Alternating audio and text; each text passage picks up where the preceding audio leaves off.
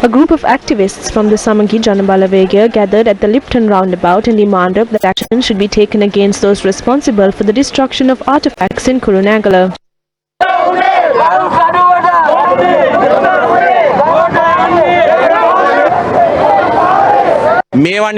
You cannot cover this up by just saying these could be recovered.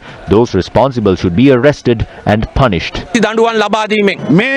Ethanol dealers are now threatening not to harm these people who destroyed this hall to extract its treasure. Is this justice? Is this the punishment given to wrongdoers? Another protest was held in Pilimatalawa today. They have insulted King Buwanekabahu, who built our country. Arrest the mayor before the election. A public petition was signed opposing the demolition of the archaeological site in Kurunegala today. The signing of the petition was organized by the Janata Paura movement.